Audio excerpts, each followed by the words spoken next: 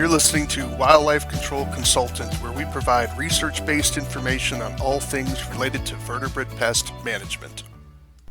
Hi everyone, Stephen Vantassel here, Wildlife Control Consultant, bringing another episode of the Wildlife Control Consultant podcast, where we cover all things technical related to vertebrate pest management. Hey, glad to have you on board. And my podcast is going to be kind of short today, but I hope that you'll find it worthwhile, especially those of you that are handy or looking to be a little bit more entrepreneurial.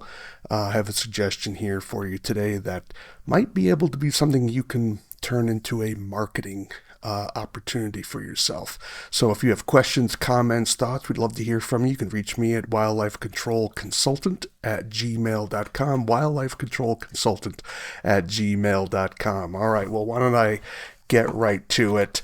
You folks know about my website and my publications, so I won't spend any time on that today. So let me pull up my PowerPoint and let's see if we can get started. So what I wanted to talk about today was vole trapping fences. Now that's vole with a V, not a mole, V-O-L-E, vole trapping fences. And those of you that are familiar with voles know that the damage that voles can do can be quite incredible, particularly when you're dealing with situations where someone next door to the property won't be cutting their grass, because you know that tall grass and cover are vole heaven, right? They want cover because everything eats a vole. So let's take a look here at some of the damage you can see on this particular photo. Those of you that are able to watch, if you're just listening along in your vehicle, don't look at your phone, right? We want you paying attention to the road. But nevertheless, what you see here is you see a vole trail. Looks like someone left a garden hose on the ground too long and it killed the grass. But it goes from an area of thicker vegetation, taller vegetation, to an area of lower vegetation. And so this is a common behavior, typically of meadow voles, but other voles certainly could do this as well. But it really doesn't matter what the species is per se. Rather than it's just that voles like cover, they like vegetation, they eat and damage vegetation and crops, and so they take advantage of those opportunities, and they will make forays out into shorter turf areas. And what they do is they clip the turf down to the ground, and what their goal is to have vegetation grow over that trail, so that they then have these sort of vegetation tubes that help protect them from predators. So for people that have lawns, it's like I say here in Montana, that, all problems come from your neighbors, and usually get a laugh out of that. But nevertheless, the idea is that you may have a well-manicured yard, but you may be abutting a field, right? That a property that you don't own, and so therefore you don't have permission to mow that down. And so voles become established in that taller grass, and then they invade your grass. Or if you have a client who, loves their turf, and of course they're a budding property where voles are invading from, how do you stop that? Because otherwise you're either poisoning forever, trapping forever, and it can become quite costly for your client. And this is also a problem for people who are involved in high value crops, because voles are cyclical. Some years you don't have any problems with voles, and then other years they're going bonkers, right? And so you can't always predict when these issues are going to come, but generally if you're dealing with an area with tall vegetation that's not being managed, you're generally going to get some invasion probably every year. Just some years are going to be worse than others. So how do you resolve that? Well, one option is what's called a vole trapping fence. And I want you to see where I got this idea from. It was from a publication. Let me read it for you here. It's by Walther and Fuelling, F-U-E-L-L-I-N-G, a 2010 publication, and the title of the article is Vole Trapping Fences, a New Approach to Migration Barriers, 14th International Conference on Organic Fruit Growing, Proceedings to the conference from February 22nd to February 24th, 2010 at the Hohenheim, Germany, pages 341 to 345. So yes, this was a a Proceedings article published in 2010 over in Europe. But the principles of their suggestion could easily be applied to us today. And I'm going to be basically summarizing what their suggestion was for producers. In this case, they're trying to create something for producers, people that have maybe agricultural areas and where they're getting constant invasion from voles. And this is a particular problem for people who are having fruit trees. So fruit trees take a long time to grow, and they can suffer incredible damage by voles, costing literally hundreds and thousands of dollars if the infestation gets high enough. And with more restrictions occurring with rodenticides and people wanting to maybe be more organic, how do you prevent this sort of problem from happening, and how do you manage it in a toxicant-free zone? So I'm thinking that this is also something that could be used for people who have gardens, and also for lawns if they care very deeply about lawns, as well as people that are into production. So this is an idea for you out there in the vertebrate pest world, those that are professionals, and even if you're not a professional, perhaps we may have a regular homeowner who's interested in starting this particular business. So I reached out to let me give you their idea first, and I'll tell you the story after that. So here was their suggestion, and we have two views of their suggestion. I'm not using their actual photo here. I just want to avoid any type of copyright issues, to be sure.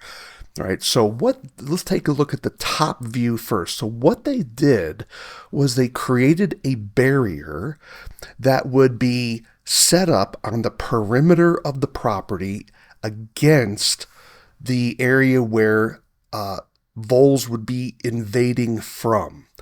Now, if you're thinking of, well, a barrier is not going to do a whole lot because they're going to dig underneath it. Exactly. So what they did was, in this barrier, they created gaps in the barrier where they installed one-way doors, so that the voles would hit the wall, and then as they scurried along the wall, they would see these openings, enter those openings, and then find themselves in a one-way door that would then be trapped in this compartment.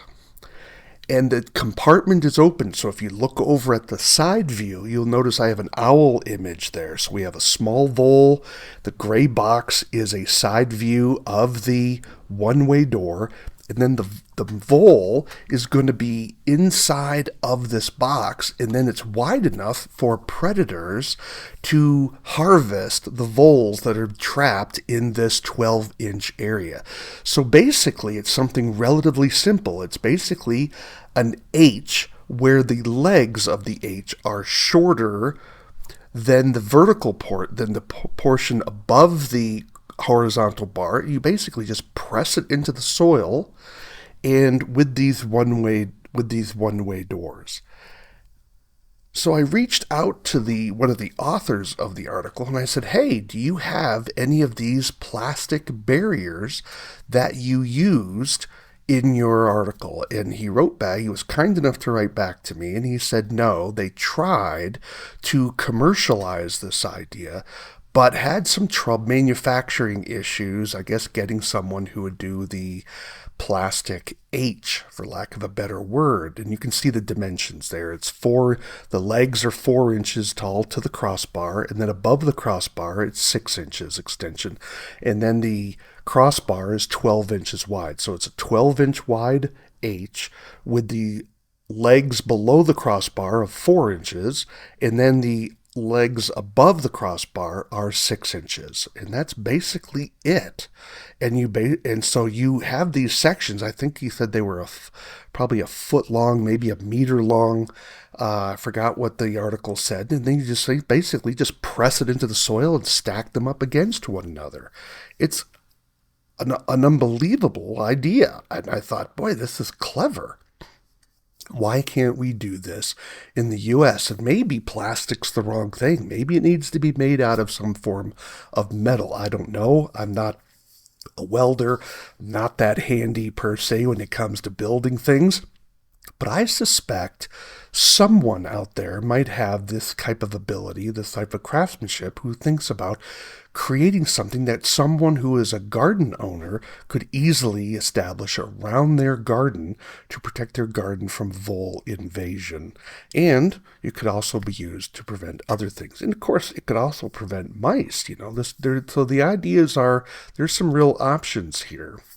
So what type of one-way doors do you need to have? Well, some of you are going to be familiar with the tin cat one-way door, right? That's a teeter-totter one-way door. So in other words, as the vole goes up the slide, it then teeters down, and then the vole goes into the holding area. And then, of course, once the vole is off and into the holding area, it teeters back and then closes off the exit for the vole. That's a teeter-totter version. Another version of it is simply to create a diagonal push-up door. So the vole explores the tunnel, then pushes up that diagonal to the right, and then as he slides through it, it drops behind him, and then he can't simply get his way back out. So either way, I'm sure there's going to be some other options that people may be able to come up with. But those are two types of common one-way doors. So I'm just putting it out there. Is this something we can get someone in the industry to start building? It doesn't appear, again, I'm not a lawyer, it doesn't appear that there's any type of copyright on this or trademark, well, not trademark, but patent on this sort of thing. And I'm not even sure it is patentable. Maybe it is. I don't know. But nevertheless, I don't think it's something that should. Perhaps this is something that could be investigated because it doesn't. I'm not aware of anyone manufacturing anything like this. It is published, it is out there, and to the best of my knowledge, there is no product available on the market presently. And I just think it would be really cool if someone out there would be looking at this. Now, even if you didn't want to create this sort of something that would be manufactured and sold in the marketplace, you could even create using flashing and just creating a barrier, and then every so many feet cutting a hole into the flashing and putting a one-way door on that so that the voles would then go in and then get captured as a way of controlling as well. So I think there's some different ways to go about this, but I wanted to make you aware of this particular idea, and that hopefully one of you, a lot of handy people out there in wildlife control land, and maybe one of you will be interested in bringing this to fruition out to the public and making money on it. And I wish you well. If you do happen to do it,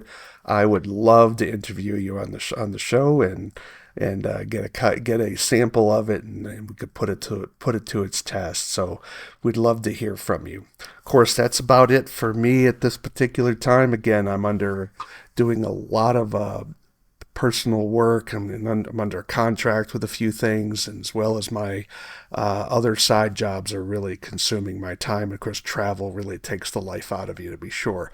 So nevertheless, I'm back from traveling a little bit. I got to go to another state in 2 weeks. So, but in the meantime, we'll try to get back on track with our podcast. So I'd love to hear from you if you have thoughts, criticisms, suggestions for new shows. We'd love to hear from you. You could reach me at wildlifecontrolconsultant@gmail.com, wildlifecontrolconsultant@gmail.com.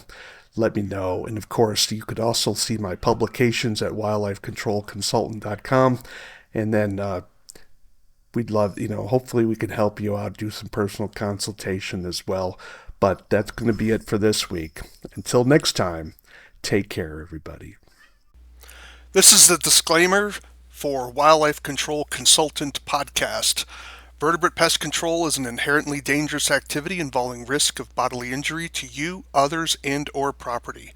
Vertebrate pest control also involves legal issues, so be sure to always follow national, state, provincial, and local laws when using pesticides and/or other control methods when controlling pests. Wildlife Control Consultant LLC, Stephen M. Vantassel, or their affiliates are not responsible for your use of the information provided here. Always consult a qualified and appropriate professional before employing the information provided here.